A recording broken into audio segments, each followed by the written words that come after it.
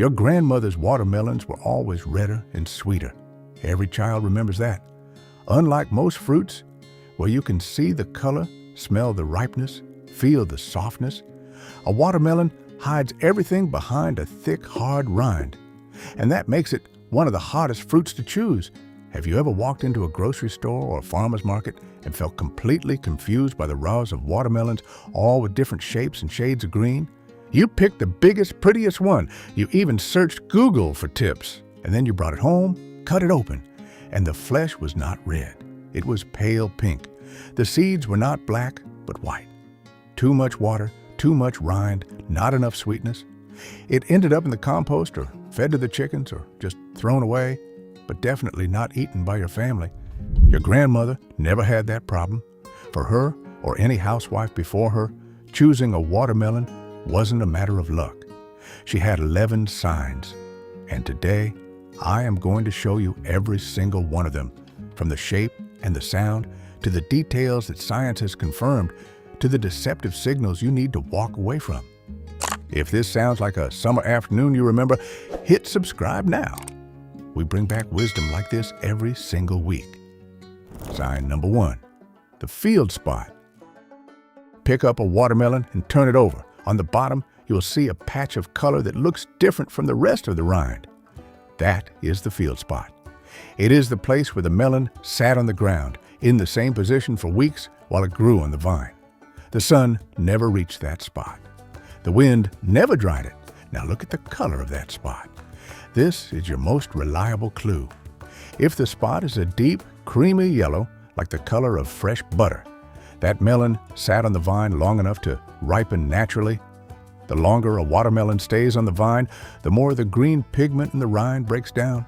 Chlorophyll, the chemical that makes plants green, slowly disappears from that ground spot, and what comes through underneath is carotenoid, a yellow pigment that was hidden there all along.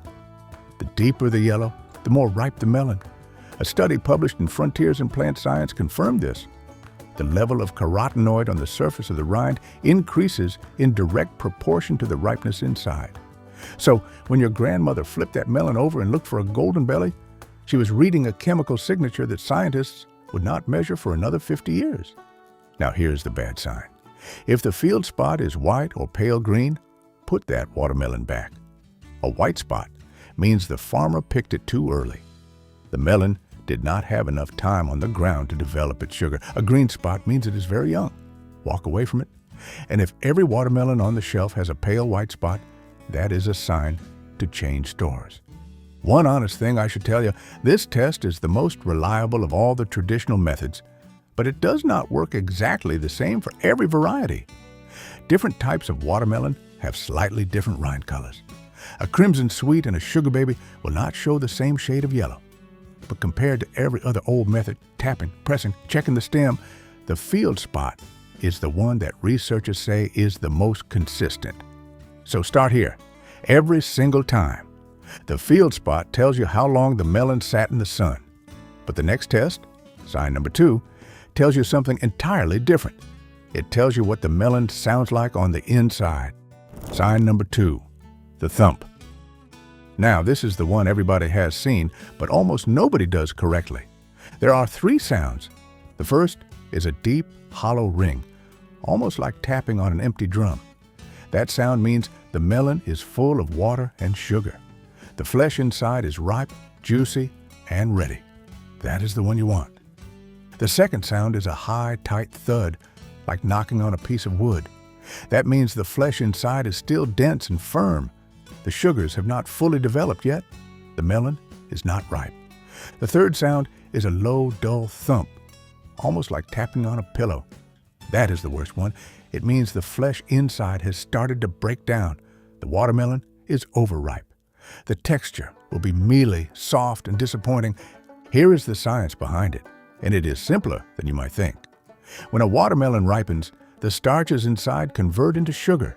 The flesh becomes softer, juicier, and slightly porous. When you knock on the rind, the sound wave travels through that soft, watery flesh and bounces back with a resonant ring. In an unripe melon, the flesh is too dense. It absorbs the sound instead of reflecting it. And in an overripe melon, the structure has collapsed, so the sound is flat and muffled. Now, here is the technique. Hold the watermelon with one hand on one side. With your other hand, give it a firm knock on the opposite side. Do not just listen, feel. If the vibration travels through the melon and you can sense it in the hand that is holding it, the melon is ripe. If there is no vibration at all, it is not ready. I will be honest with you. Not every expert agrees that tapping works perfectly. The sound depends on the size of the melon, the variety, and even how sensitive your ears are. Some agricultural specialists say it is too subjective to rely on alone. But here's what they all agree on. When you combine the thump with the field spot and the other tests we're about to cover, it becomes one of the most useful tools you have. No single test is enough. Use at least 3 together. If you ever watched your grandmother knock on a watermelon at the market, hit the like button right now. That memory is worth keeping. Your ear now knows the sound, but the vine itself left a message on every melon it released, and you can read it with your eyes. Sign number 3, the stem and the tendril. Look at the top of the watermelon where it was attached to the vine. You will see a short piece of stem. If that stem is brown and dry, it means the vine stopped feeding the melon. The fruit was done growing. The plant let go on its own. But if that stem is green, it means someone cut it off the vine before it was ready. The farmer harvested it early. That watermelon did not have time to reach its full sweetness. Now here is a detail that most people miss. Right next to the stem, there is sometimes a small curly piece of dried vine called the tendril. It looks like a tiny brown spring. If the tendril is dry and brown, the melon ripened fully on the vine. If the tendril is still green and soft, the melon was picked too soon. This is one of the best indicators you can find at a farm stand or a farmer's market, where the stems and tendrils are still intact. The limitation is that most grocery stores cut the stem short, and the tendrils are removed entirely during processing. So this test works best when you are buying directly from a farmer or at a roadside stand where the melons still have their stems and vines attached. If you do find a melon with a dried brown stem at the supermarket, count that as a bonus. It means the distributor handled it carefully enough to keep that piece of vine intact. And it tells you the melon was likely mature when it was harvested. There is one exception worth knowing, and it could save you from a mistake. If you are looking at a sugar baby watermelon, the small, dark, round variety, the tendril can dry out and turn brown before the melon is actually ripe. With that particular variety, farmers and university extension programs recommend waiting an additional 7 to 10 days after the tendril dries before harvesting. Hot, dry weather can also cause tendrils to dry out prematurely, even when the melon still needs more time on the vine. So the tendril is a good clue, but like everything in nature, it is not a perfect one. That is why your grandmother never relied on just one test. She used several together. The stem tells you when the farmer let go, but the next test is something you feel, not something you see, and it separates the ripe from the ready to rot. Sign number 4, the give. This one is all about touch. Press your thumb gently against the side of the watermelon. Do not push hard, just a light press, the same way you would check a ripe peach. If the rind gives just slightly under your thumb, with a small spring of resistance, the melon is ripe. The flesh inside is full of water and sugar, and the pressure it creates against the rind is firm but yielding. It feels like pressing on a ripe peach. There is life inside. There is juice waiting. If the rind is completely hard and does not move at all, like pressing on a stone, the melon is not ripe yet. The cells inside have not filled with enough juice to create that outward pressure. The flesh will be dense, pale, and underwhelming. And if the rind feels soft and spongy, like pressing into a wet sponge, stop right there. That melon is overripe. The cells inside have started to break down, losing their internal pressure. The flesh will be mushy, grainy, and tasteless. You may even see the rind starting to discolor where it has gone soft. The science behind this is called turgor pressure, and it is beautifully simple. When the cells inside a ripe watermelon are full of water, they push outward against the rind, creating a firm tension throughout the fruit. That is what you feel when you press and get that small, satisfying amount of give. When the melon is overripe, those cells rupture, the water leaks out into the spaces between the cells, the pressure drops, and the rind becomes soft and lifeless under your thumb. You can use this same test on the blossom end of the melon, the little round spot on the bottom opposite the stem. Press it gently with your thumb. If it gives slightly, the melon is ripe. If it is rock hard, wait. If it is soft and mushy, move on. This connects to something we will talk about in a few minutes when we look at the belly button. The same principle, the same pressure, the same answer. Your thumb knows the difference now. But the next test uses nothing but your two hands and the pull of gravity. Sign number 5, the weight. Pick up a watermelon and hold it. Now pick up another one that is roughly the same size. The one that feels heavier for its size is the one you want. A ripe watermelon is 92% water by weight. That is more water than almost any other fruit you will find at the store. It is also only about 40 calories per cup, which makes it one of the lightest, most hydrating foods you can eat in the summer. When a melon ripens properly on the vine, it fills with juice and sugar, and that extra water makes it dense and surprisingly heavy. A melon that feels light for its size has lost water. It was either picked too early or it's been sitting in storage too long. The flesh inside will be dry, pale, and mealy, disappointing from the first bite. Here is something that surprised me when I researched it. Watermelon contains more lycopene than tomatoes. Most people think of tomatoes as the king of lycopene, but that is not true. 2 cups of watermelon contain about 20 milligrams of lycopene, which is more than 2 cups of fresh raw tomato. Lycopene is a powerful antioxidant, the same compound that gives the flesh its deep red color. And a watermelon that is heavy for its size is not just full of water, it is full of that lycopene too. So when your grandmother said a heavy melon is a good melon, she was picking the healthiest one in the pile without even knowing it. She was choosing hydration, nutrition, and sweetness all at once. I have checked this at every farm stand I visited this past summer. When you line up 3 watermelons of similar size and pick them up one by one, the difference is unmistakable. The heavy one feels alive in your hands. The light one feels hollow, like something is missing inside, and something is missing: the water, the sugar, the juice that should have been there. There is a simple rule that old farmers pass around at roadside stands, and it is worth remembering. Big watermelons are not always sweet. A small but heavy one is the one to pick. Size can deceive you. Weight never lies. Trust your hands. The weight tells you how much water is inside, but the shape of that melon tells you something most people have never considered. It tells you a story about bees. Sign number 6, the shape. Pick up a watermelon and look at it from all sides. If it is a round variety, it should be evenly round. If it is an oblong variety, it should be evenly oblong. What you are looking for is symmetry. A watermelon that is uniform in shape, with no lumps, no flat sides, no strange bulges, is a watermelon that was pollinated well. And that brings us to the bees. A watermelon flower cannot pollinate itself. It needs bees to carry pollen from the male flower to the female flower, and it needs them to visit multiple times. A seeded watermelon requires a minimum of 8 bee visits per flower. A seedless watermelon needs even more, between 16 and 24 visits. Every single visit deposits more pollen, which means more seeds develop, which means the fruit grows evenly in all directions. More visits, more symmetry, more sugar distributed evenly throughout the flesh. When a flower does not get enough bee visits, the seeds develop unevenly. One side of the melon gets more growth than the other.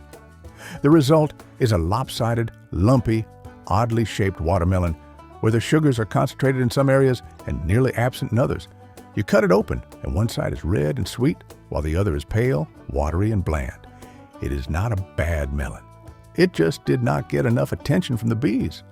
So when you see a beautifully symmetrical watermelon sitting on the shelf, do not think of it as just a pretty fruit. Think of it as a report card. You are looking at the record of how well the bees did their work that season. A perfectly round melon is the result of dozens of bee visits, each one depositing pollen, each one contributing to the sugar that would fill every cell of that fruit. The shape is the verdict, and a symmetrical watermelon is a watermelon the bees voted for. Here is something remarkable that most people have never heard. Bumblebees are actually more effective pollinators for watermelon than honeybees. They start working earlier in the morning, they visit more flowers per trip, and they carry more pollen on each visit. The Xerces Society, which studies wild bees, recommends that watermelon farmers protect the wild bumblebee populations near their fields. Because the bees do not just help the fruit grow, the bees decide which melon is sweet. The shape just tells you what the bees thought of it. What is your family's test for picking watermelons? Every family had one trick that nobody else used. Tell me in the comments. I read every single one. The bees left their verdict in the shape, but they also left something else, tiny marks on the surface of the rind that most shoppers walk right past. Sign number 7, the webbing. This is the chapter where the bee's story gets physical.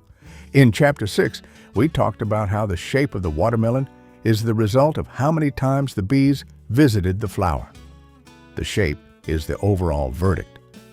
But the webbing is the fingerprint. It is the physical evidence of each individual visit. Look closely at the rind of a watermelon. On some melons, you will see thin brown lines, almost like a web of tiny scratches spread across the surface. Some people call them sugar lines.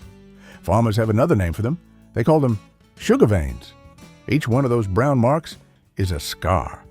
When bees land on the watermelon flower and touch the pollinating parts, they leave behind tiny abrasions on the developing fruit. As the melon grows larger over the following weeks, the rind heals over those tiny wounds, and they become permanent brown lines etched into the surface. The more lines you see, the more times the bees visited. And the more the bees visited, the more thoroughly the flower was pollinated, which means more seeds, more even growth, and more sugar produced throughout the flesh. More webbing, more sugar. That is the rule. Farmers have known this for generations. A watermelon with heavy webbing across its surface, covered in those brown veins and scratches, is almost guaranteed to be sweet. The pollination was thorough. The seeds developed evenly. The sugar filled every part of the flesh from the center to the rind. When I tested this side by side at a farm stand last summer, the difference was obvious. The heavily webbed melon was noticeably sweeter than the clean one sitting right next to it. Now look at the opposite. A watermelon with a smooth, clean, glossy rind and almost no brown markings at all. That melon looks beautiful. It looks like the one you would pick for a photograph. But it received fewer bee visits, less pollination, less sugar development. The flesh inside may be perfectly edible, but it will not have the deep, concentrated sweetness of the webbed one. Here's how to use this in practice. This is your tiebreaker. When you find two watermelons that both pass the field spot test, the thump, the stem check, and the weight test, and you simply cannot decide between them, look at the webbing. Pick the one with more brown lines every single time. The bees already did the taste test for you. The bees wrote their signature on the rind, but there is another mark on the melon, a small spot on the bottom that almost nobody checks. Sign number 8, the belly button. On the opposite end of the watermelon from the stem, there is a small round spot. That is the blossom end, where the flower was attached before the fruit formed. Most people call it the belly button. Look at it closely. If the belly button is small and tightly closed with a neat, compact circle, that is a very good sign. It means the melon developed evenly, the pollination was well balanced, and the rind grew thin and tight around the fruit. A small belly button usually means better sugar distribution inside the flesh. If the belly button is large, wide open, or puffed outward, that is a warning you should take seriously. A large blossom end can indicate that the melon did not ripen properly on the vine. In some cases, it may mean that chemicals were used to force the melon to ripen faster than nature intended. The flesh inside these melons is often pale, dry, and missing that concentrated sweetness you're looking for. Now here is a trick that connects directly back to what we learned in Chapter 4 about the give test. You can press the belly button gently with your thumb. The same way you tested the side of the melon earlier, the exact same principle of turgor pressure applies here. If the blossom end gives slightly under your thumb, the melon is ripe. If it is rock hard and does not budge, the melon needs more time. And if it feels soft, squishy, and gives way too easily, the melon is past its prime and the cells inside have already started breaking down. The belly button is the melon's last secret from underneath. But the very first thing you see before you even pick it up is the color of the rind itself. Sign number 9, the rind color. This one is about what your eyes notice first. Before you flip the melon over, before you knock on it, before you pick it up, you see the color of the rind. A ripe watermelon has a deep, dark green skin with a dull, matte finish. It should not be shiny. The matte surface comes from the natural wax the melon produces as it ripens, and the dark green color comes from a dense concentration of chlorophyll that builds up over weeks of sunlight. If the rind is light green, pale, or has a glossy, almost waxy shine to it, the melon is not ripe. It was picked too early. The flesh inside will be light, dry, and lacking in sweetness. Now here is the honest limitation. Different varieties of watermelon have very different rind colors, and you need to compare within the same type. A crimson sweet watermelon, which is the striped variety you see most often at grocery stores, was developed at Kansas State University in 1963. It can weigh up to 25 pounds and has a sugar content around 12%. A sugar baby watermelon, the small, dark, round variety introduced in 1969, weighs only 8 to 10 pounds and has a uniformly dark green rind with no stripes at all. Comparing the rind color of a crimson sweet to a sugar baby would be like comparing apples to oranges. 9 signs so far, each one a quiet signal the melon is giving you. But what happens when the signs tell you one thing and the truth is another? What happens when the melon has been tricked into looking ripe? Sign number 10, when the signs lie. Everything I have shown you so far works when the watermelon ripened naturally on the vine. But not every watermelon you find at the store ripened naturally, and this is the chapter where I need you to pay close attention. In some parts of the world, farmers use a chemical called ethofon to force watermelons to ripen faster. Ethofon is a compound, 2-chloroethylphosphonic acid, that breaks down inside the fruit and releases ethylene, the same hormone that causes natural ripening. The melon turns red faster. The rind darkens. It looks perfectly ripe on the outside, but it is not. The sugar has not had time to develop. The flesh turns red before it turns sweet. You cut it open and the color looks beautiful, an even uniform red from edge to edge. With no natural gradient from the center to the rind, it looks too perfect, and when you taste it, there is almost no sweetness. Just water and red flesh that looks right, but tastes wrong. The Environmental Protection Agency has reviewed ethofon and states that dietary exposure is believed to be minimal. But the point here is not about health. The point is that a chemically ripened watermelon will fool most of the tests we covered. The field spot may look yellow. The rind may look dark. But the sugar is simply not there. Here's how to spot it.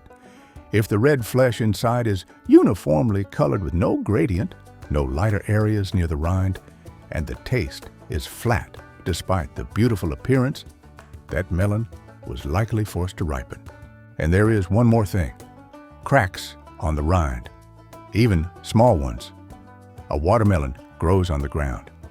The rind is in constant contact with soil, water, and whatever is in that soil. When there is a crack or a split in the rind, bacteria like E. coli and salmonella can enter through the opening. When you cut that melon with a knife, the blade drags those bacteria from the surface straight into the flesh.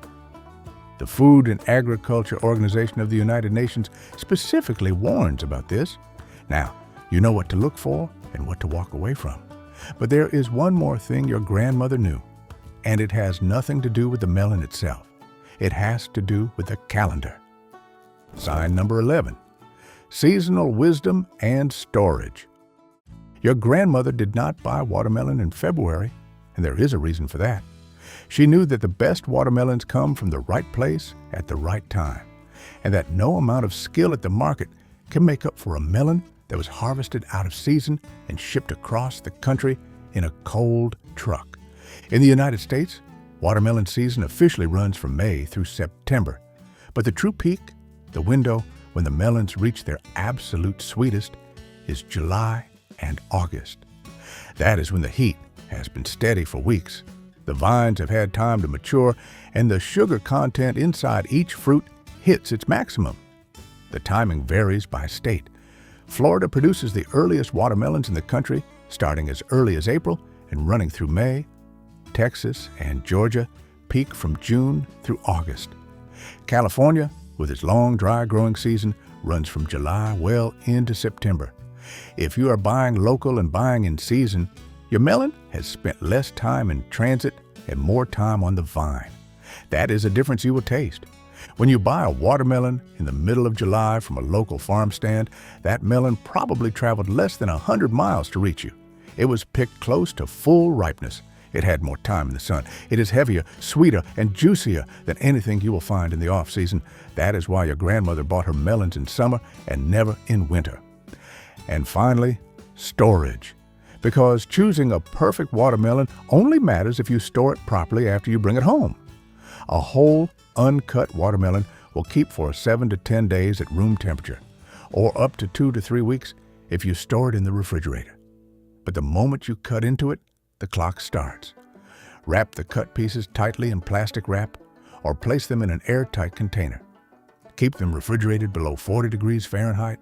Use them within 3 to 5 days, and never, ever leave cut watermelon sitting out on a counter or at a picnic table for more than 2 hours. In summer heat, bacteria multiply rapidly in the moist, sugary environment of exposed watermelon flesh. The best watermelon you will ever eat is the one picked at the right time, from the right vine, in the right month, by someone who knew exactly what they were looking for. Now you have every single one of those signs explained and unlocked. The next watermelon you pick will be different. This Saturday, go to a farm stand or your grocery store. Pick up a watermelon and run all 11 tests. Cut it open for your family and let them taste the difference. Then come back here and tell me in the comments, which of these 11 signs had you never heard of before? And if your grandmother had her own trick, her own secret test that we did not cover today, I want to hear it. That kind of knowledge only survives when someone writes it down. And if you know someone who always seems to bring home a bad watermelon, someone who picks the biggest, shiniest one and always ends up disappointed, share this video with them. Sometimes the best gift you can give is a whole summer of sweet melon.